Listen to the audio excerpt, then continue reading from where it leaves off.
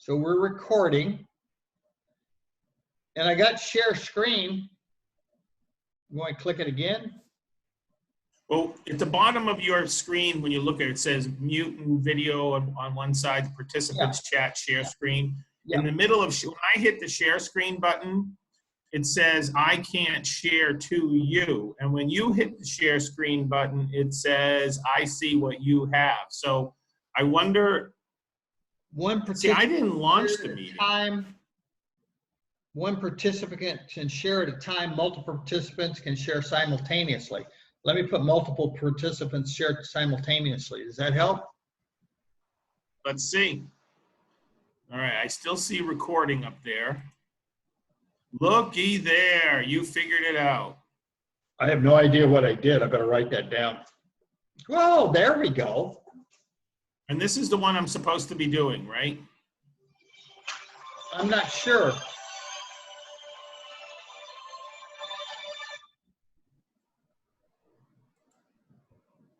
Yeah, call him back later. All right, can you see the little box in the corner by any chance? Can you see us in the corner of the screen as well as my screen? No, I just see you, but that's okay. You don't, wait a minute, you don't see the NSLDS? I see the whole thing. Okay, but you see me in the corner, so you can actually see me up there. Yeah, all right, yeah. Good. Okay, well, I guess it's time to get to business and see if we can knock one of these out today. All right, ready? Anytime you're ready. Good morning and welcome to another of the online video Zoom meeting series of the Region PCCS training. This is the NSLDS COD Loan Periods Enrollment Reporting Requirements show. So we'll start at the very beginning here. The NSLDS, for awards years 20 and 21, there are no new field codes were added. New conditions which will trigger existing codes under the pre-screening area fall in the following areas. Disability comment codes will be generated for the conditions listed here. If you have a disability or defaulted then disabled status of the loan, loans that enter a permanent disability or veterans permanently disabled status will also be listed. Post-screening events occur when a loan with a veterans permanently disabled status generates a reason code ISIR 06, which was discharged due to disability. I've already encountered a number of those this year, and it appears that the veterans are receiving this information and they are filling forms out and not totally understanding the fact that it removes their eligibility for future loans. So please be careful and discuss that with them. Go over the paperwork and try to put yourself in their shoes with the fact that they are now considered permanently disabled, and borrowing additional loans will increase their debt and bring those loans back. And if there was an 07 status, means that that veteran was taken out of the disability discharge status. Okay, NSLDS connects to multiple areas, and what I've done is I tried to list out some of the common ones you have. You know, we have COD, common origination and disbursement, the overpayments, gainful employment, of course, that lovely thing. The FSA web enroll, your e-car is there. You also have your loan servicers and guarantee agencies, and a number of other ones that just continue to connect through the NSLDS. The National Student Loan Data System does push ISARs to schools. Each transaction that runs through CPS does result in a new ISAR and a SAR. Now remember, earlier we talked about that a student aid report, an SAR, is generated to each student's email that they listed when they applied. So if you get an ISAR, a student is also receiving in their email the SAR. Okay, and the transactions are 2-digit codes. Lately, in this current 1920 year, I've seen up to 12. The department does take exception after 10, I found, and they tell them that they shouldn't change anymore until they talk to the school. If you do get an updated ISAR transaction from NSLDS, you must react to it. It's because the student's eligibility for federal student aid had changed on NSLDS. They automatically generate a transmission to you. These system-generated transactions are sent to the destination point in a unique electronic message. As I said, students receive an email. So it's a good idea for you to explain to them that they are going to get information should they have something happen. For example, the student has been going to school, extended schools, multiple locations. Before they come to you, be forewarned that you're more than likely going to get a push ISIR. An NSLDS match flag. The flags that are resulting for an NSLDS identifies information like a potential default or an overpayment issue, and they have codes that are listed for each one of those. If there's a blank on the match code, it means nothing was performed. If they have a 1, it says the student was not in default or overpayment, so that's a 2 thumbs up kind of a response. 2 is default and 3 is overpayment. You know, both of those are going to affect eligibility. If they get a 4, then they got both of them, and that's really a situation that's going to require you to do some extra work, because you realize that in order for a student to receive funding, they cannot be in default. If a student inadvertently went into default because you and your financial aid office did not process a deferment or forbearance when they came to school as a delinquent borrower, then you can undo that by ensuring that the servicer receives the information. You go over the timeline and the dates. You may have to have the student provide things like their enrollment agreement. A 7 means there was a match performed, but no data was provided. And 8 means the record was not sent to NSLDS. Now, when you have an 8 situation on there, it's a good idea to pull the NSLDS report and see if there was anything out there. And if there wasn't, that means there was nothing there to be sent because the student had no data that would be reported to NSLDS at the time. The transaction numbers and database flags. The transaction number field indicates the number of the last transaction on which the NSLDS data was changed. It tells you, the financial aid administrator, to review NSLDS. Reviewing it means logging into the system and going over the material. You need to make sure that you confirm that you verified the NSLDS information if you have a push ISIR. So I would recommend you just print it out and have it become part of the student's file. An NSLDS database flag field shows the result of the match that was performed. There are 5 types of matches that they go through. If you have a blank record, that means nothing was sent to NSLDS. Okay, if they have a 1 record, it says the match was found and NSLDS data was sent to the CPS, the Central Processing System. A 2, Social Security match, but name or date of birth did not match and no data was sent. That is a requirement for you to go in and verify and correct it. A 3 says the Social Security number not found in NSLDS and no match. It doesn't necessarily mean there's a problem, but it's a good idea that you verify that the name and social and information are relevantly there and are correct. A 4 says a match was found but no data. And then 5 is a real-time transactions were not sent to NSLDS. So this information is available from the department. You can look at it under NSLDS flags. It'll go into more detail. It'll also tell you some of the results that you might need to take. But at any time you get a push ISIR from NSLDS, it is your responsibility as the school to go in and confirm the information. Now, you have a financial aid history that's printed, and we can view as financial aid administrators a limited amount, usually 2 or 3 or 4 lines of data, which means if a student has been to multiple schools, you should probably have an NSLDS report on your system. It is a breakdown of the complete financial aid history, and you only can get that by going to NSLDS. What you're getting is a snapshot of the most recent stuff. Descriptive labels are there to intend to help you identify the data, and description of the data appears in the NSLDS history for financial aid in the format. Post-screening reasons come up to 3 post-screening codes that can be sent on the same ISIR. The codes listed in the NSLDS post-screening reason are there to help schools identify students who are eligible for federal student aid, or they may have changed since their last SAR. Now, if you have dispersed all of the loan funds and you get a disqualifying ISIR, the loan funds were dispersed prior to the ISIR means that the student is going to be eligible for those funds. If you have not dispersed all the funds and you get a disqualifying ISIR from NSLDS, you need to go in and determine what's going to happen to that student's eligibility. Unusual enrollment. Now, unusual enrollment, this is one of those situations where the student has been to places in a department has put in edits that says, hey, we think there's a problem that this student might just be going to school just to receive financial aid.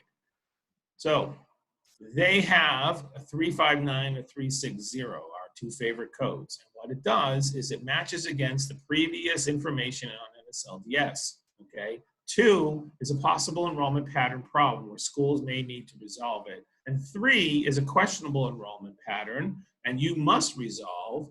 And then of course there's an end status. So if you have a 2, you probably got a 359 response. And if you got a 3, you got a 360.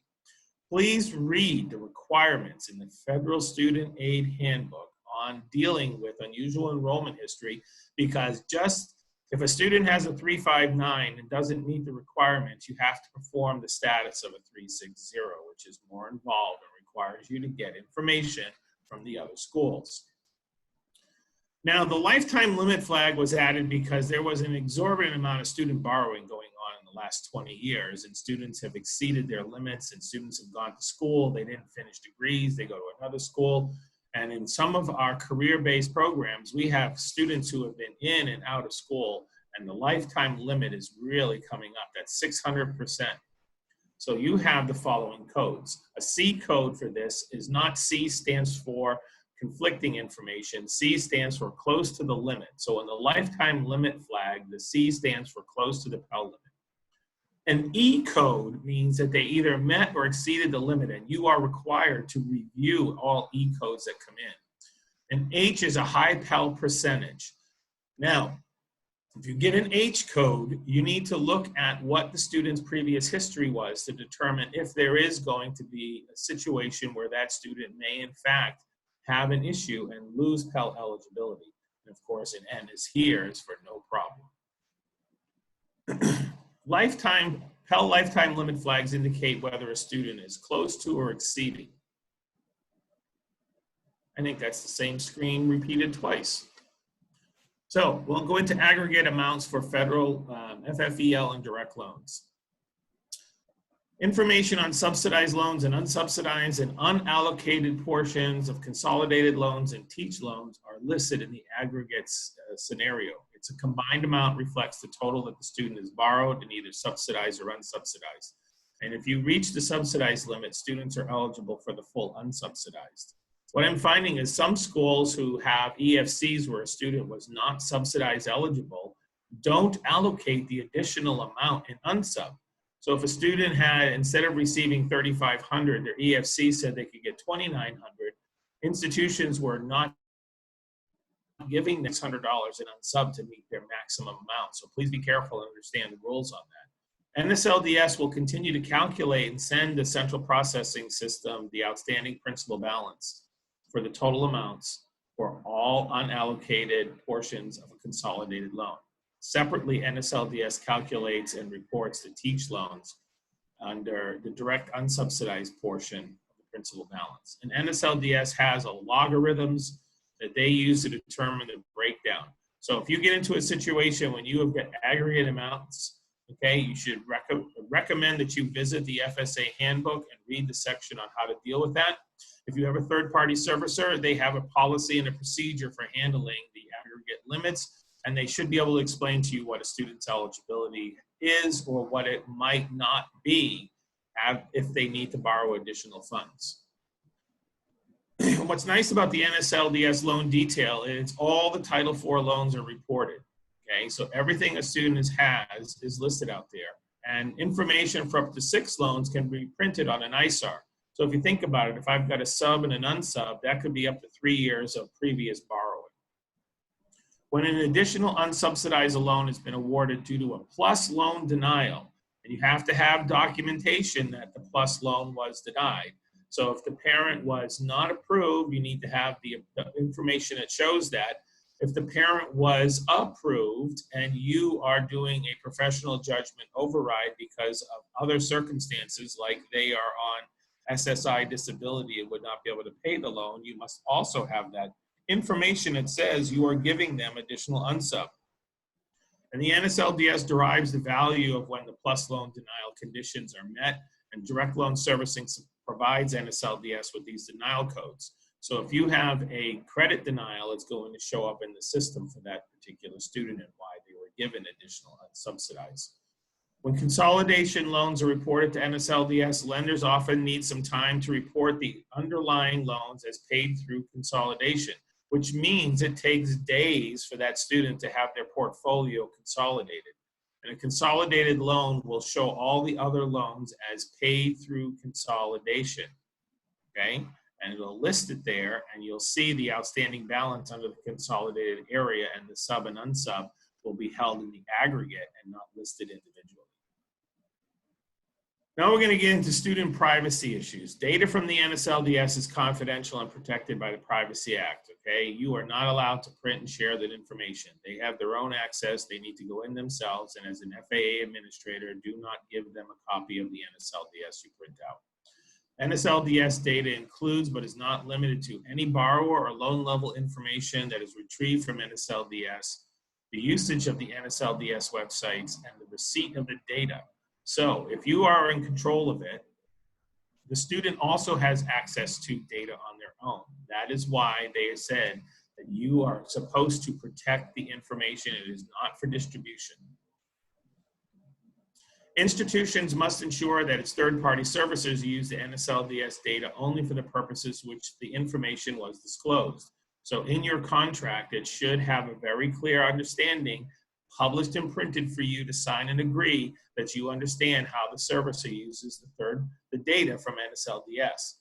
Because for a third-party servicer, that the purpose is that their Title IV functions, which they are contracted to perform, is what they are allowed to use NSLDS for. They are prohibited for use it for any other purpose. So make sure your contract says that. If you're looking for guidance on that, please click on the studentprivacy.ed.gov link that I gave you here on the page. Privacy 101. So student privacy at the Department of Education, they are committed. They take it serious. They administer the FERPA and provide technical assistance to help schools and school districts, because we're not just talking about post-secondary. Secondary has its own set of rules. And the best practices they need to have to manage the information. The department provides a site that aims to assist you as a stakeholder in protecting the privacy of the student by giving you guidance and the technical best practices. And I gave you a video link here. I went through it. It's actually pretty good. It's a training scenario that talks about what you need to know as an institution. And by doing that, it meets some of the criteria. And then you'll use that to update your FERPA policy. Now, a TG number, that's related to your institution. And as a primary destination point administrator, must confirm CIG mailboxes annually. So if you have a third-party servicer, they do that on your behalf. If you don't, you need to do that. Okay, and you use the TG numbers and the DPA to access the information. It reflects NSLDS and all Title IV reporting requirements. It has the batch services for enrollment reporting, Perkins, gainful employment, and so forth. Okay, the deadline annually is in December. Last year was December 13th. So you look at the calendar, you go to that date, you see what day of the year it is. It's pretty close to that date. I would recommend that you do your confirmation before Thanksgiving is over. That way you don't run into I forgot to do it and now I have a problem. Now, the spring of 2020, COD had some updates. And they did some things where they did the new award year setup for 2021. There's a new schema version, and that is, there's plenty of information on that. So if you want to know what was done there, you can look it up. You just have to type in COD update for spring 2020 and a new schema version, and it'll give it to you. There was a new informed borrower tool confirmation process, and of course, there's the CIP codes, which you all know are related to your programs, and the updates to the children of fallen heroes.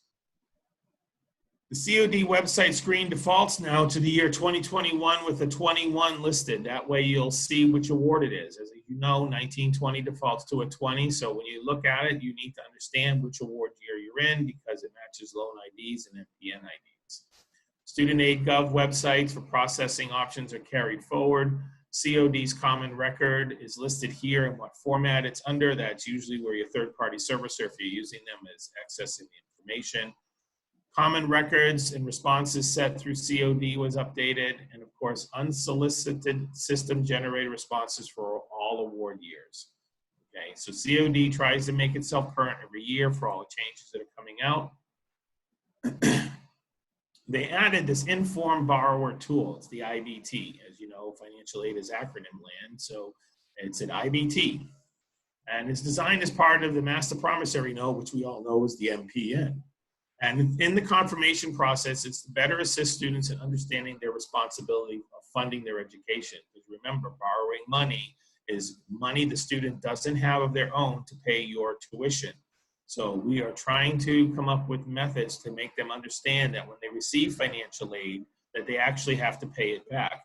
Now, for the most part, our borrowers are pretty good about that, but this allows for a user-friendly interface so they can look at their balance and their repayment obligations. I suggest you test it out. I suggest you understand what is in there and how they see what their direct loans look like. And students and parents are required to review and confirm their balances starting with 2021 going forward. So it's part of your entrance counseling. Confirmation will be needed in addition to the other requirements that you already do for dispersing loans. So in April, which was last month during the COVID-19 crisis, this all went into effect.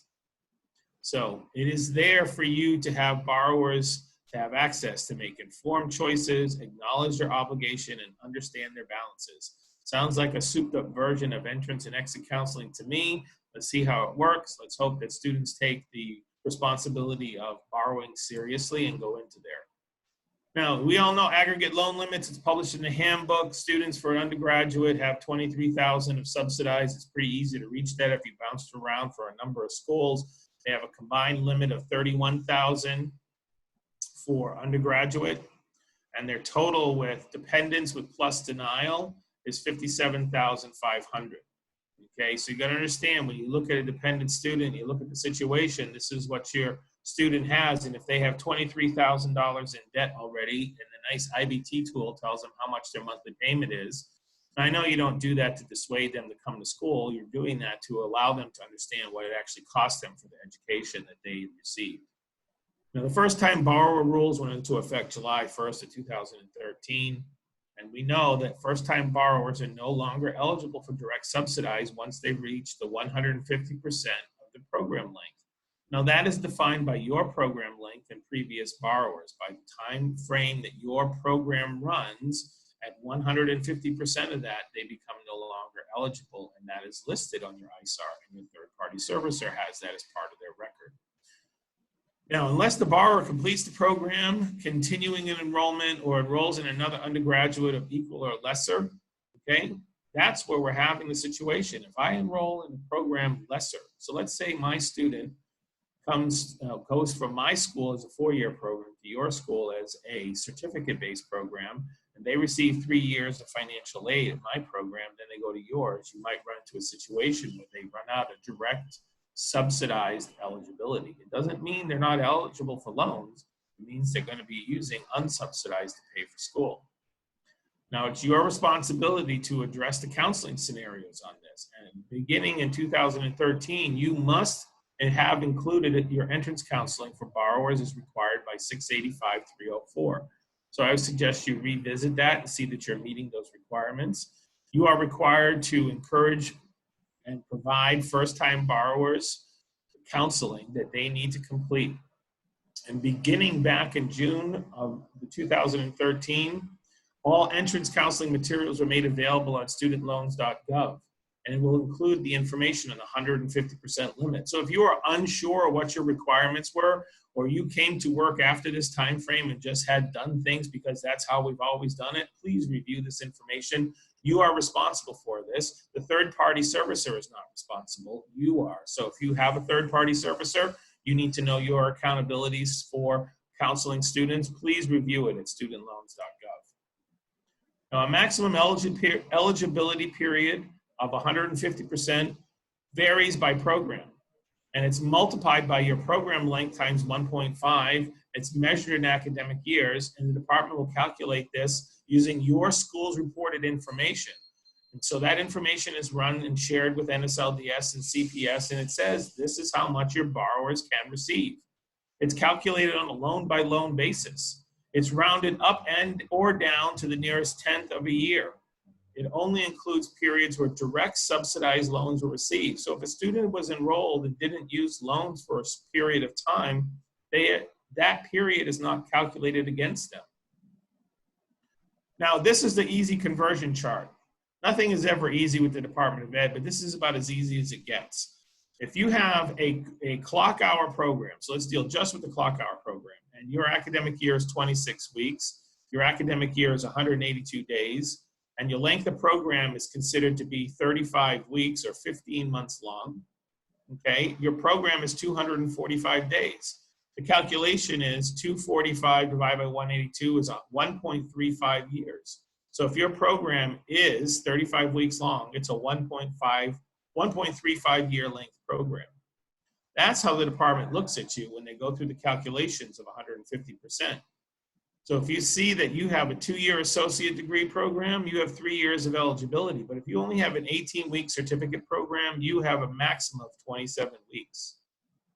Now, there's details on that. You can get that information from the department. I suggest you start to understand it. Your third-party servicer is required to provide clear guidance when they receive situations when maximum periods are being reached by your students. Now, the enrollment reporting process is when NSLDS, where you have a roster, where you have to respond to the activity that's been requested of you.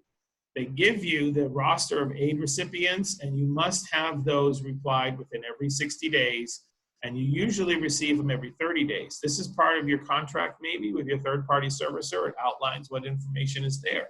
Now, I will tell you, if you give your third-party servicer late or delayed information and your NSLDS reporting is incorrect, it's not the service's fault, it's your fault.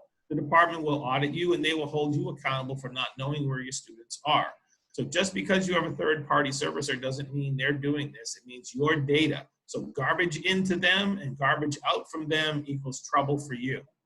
You must respond to the NSLDS with the current enrollment for each aid recipient listed on the roster. You are expected to have a 15-day response for ones that there are issues with. Okay, and you are also expected to respond to errors that they notify you within 10 days. So you look at this very carefully. It's a breakdown cycle. If you are receiving a roster no less than every 60 days, that means every 60 days you're supposed to have current information of your students reported. If you don't keep your records current and aren't sharing your enrollment data with the servicer, there's no way that they can supply the information to the department. They are also required to test the data if they're using it for disbursements. So you should have a method that you've agreed on in your contract that says how that's going to be done. If you look at this, if you receive it every 30 days and you're expected to respond within 15 days of that time frame and then consistently respond to errors in 10 days of an error receipt, you can see how if you aren't managing your enrollments, you could find yourself getting an audit simply because you are not reporting NSLDS correctly. The reporting cycle is very simple. They send a roster to school based on your school schedule. That's something you have defined based in the setup and how your programs are. Clock hours are one way, credit hours are a different way, and then they follow that for the lifetime of the program. You update on the roster and you add new students that aren't there. The school sends the roster back to NSLDS. They look at it and say, oh, there's an error, so they acknowledge you and send a file back. You have to correct the error and submit the update, and the whole thing starts all over. At the campus level, these are the information you're responsible for. The student identifiers, your 8-digit OPID code, the certification date, the enrollment status effective date, okay? So if you have a student who has withdrawn, the date of determination is the enrollment status effective date. If they officially withdrew, that is something you already have documentation of. If they unofficially withdrew or abandoned your program, your rules will be required to be enforced to show that you have identified them within the number of days that it states. If you're attendance taking, within 15 days, you are required to know where your students are, and that becomes the effective enrollment status date. There's an anticipated completion date. Lots of institutions fail to update when a student is expected to complete their program, and those students who have changes in their enrollment and you fail to do that affects when the student goes into grace period. Okay, you will have then some students will have phone numbers updated, address is updated, and if your term or dates begin and change. Now, why would a term date begin differently, or why would it change, or why would an end date be different? Well, if your student is in a non-term credit hour program and you're required to complete credits to actually complete the payment period, which is defined as the term, and the student fails to earn the credits, you are required to update that, which then would also require you to update the anticipated completion date. Everything about a student's academic engagement with your school is impacted on NSLDS. At the program level, you have, of course, your instructional program CIP codes, the definition of the CIP year, credential level, whether it's a certificate, whether it's associate degree, the actual published length, the weeks in your Title IV academic year, the program begin date, which is when you would have an enrollment agreement. All of this is required information that has to be disclosed to the student as well as reported in the NSLDS. Okay, enrollment statuses. So let's go over a few of these, all right? We all know that F stands for full-time. If you're a clock hour school, you don't have 3/4 time students, you don't have half-time students, and you don't have less than half-time. You are a clock hour, you're always full-time.